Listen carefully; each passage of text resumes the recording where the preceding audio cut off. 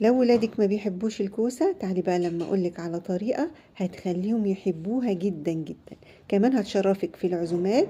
طريقة بسيطة وسهلة جدا، وبإضافة كده حصرية محدش عملها قبل كده، علشان الوجبة تكون متكاملة.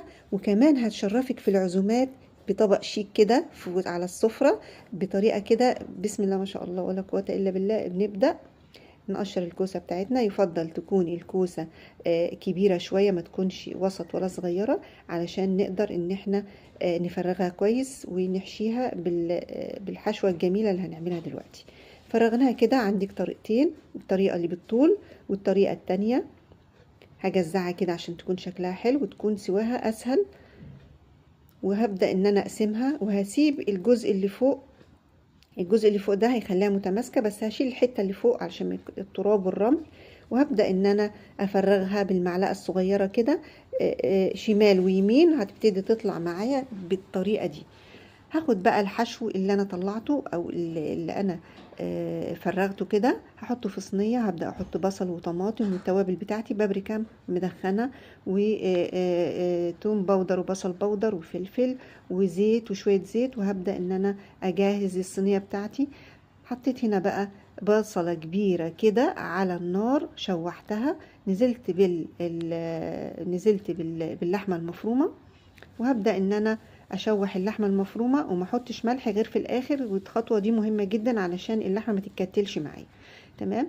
نزلت بالتوابل بتاعتي بعد ما فككت اللحمه، وحطيت الملح، بابريكا، ونفس التوابل اللي حطيناها. تمام. المكون الحصري بقى اللي هو الجزر والبسله، حطيتهم كده معاها. وبدأت ان انا اشوحهم بالشكل ده مع معلقة صلصة وشوية مية صغيرين علشان البسلة تستوي. وحاجة كده منكهة للمكون بتاعي، حطيت شوية من الزعتر، معلقة من الزعتر هتخلي العصاق بتاعي في حتة تانية خالص. هبدأ بعمل بشاميل. معلقتين من الدقيق على معلقة من السمنة، وبدأت أشوحهم كويس. لما تطلع ريحتهم نزلت باللبن.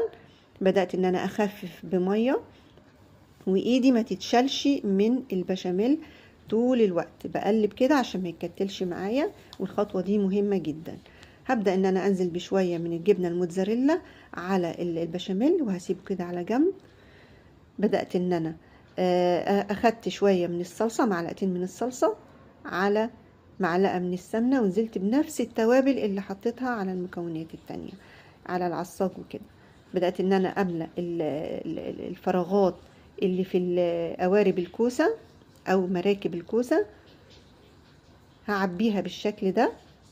وهبدأ ان انا ارص على الخليط اللي انا عملته، الكوسة والبصل والطماطم المتبلة. وهبدأ ارص عليها بالشكل ده في الطبق بتاعي او في الصينية بتاعتي بالشكل ده. اخدت بقى معلقتين من الصلصة كده وكوباية من المية، وحطيت عليها توابل ومعلقة من السمنة. وبدأت ان انا اخدهم على النار ياخدوا غلوة، واحطهم كده علشان الكوسة تستوي معايا، تكون في مادة سائلة كده الكوسة تستوي معايا. على المكونات اللي في الصينية. بدأت ان انا رصيت كل الكوسة بتاعتي بالشكل ده، قوارب الكوسة. نزلت بالبشاميل كده على واحدة واحدة كده بالبشاميل. البشاميل بتاعي يكون مايل انه خفيف عن انه يكون تقيل. وبدأت ان انا احط كل البشاميل على قوارب الكوسة. نزلت بشوية كده، كل واحدة احط عليها جبنة موتزاريلا. وانا كنت مستعجلة عليها، فبدأت ان انا حطيت ورق القصدير او ورق الفويل، دخلتها الفرن وعملت صينية كمان معاهم. كانت الكمية ما شاء الله كبيرة، طلعت معايا بالشكل ده بسم الله ما شاء الله. شايفين؟ حاجة كده ولا أشيك ولا أروع، يعني تنفع في العزومات. الولاد هيحبوها جدا، وجبة متكاملة، طرية جدا وجوسي، فظيعة بجد. بجد طعمها جميل جدا، جربوها. شايفين؟ بسم الله ما شاء الله. الوجبة حقيقي جميلة جدا. لايك وشير للفيديو لو عجبكم.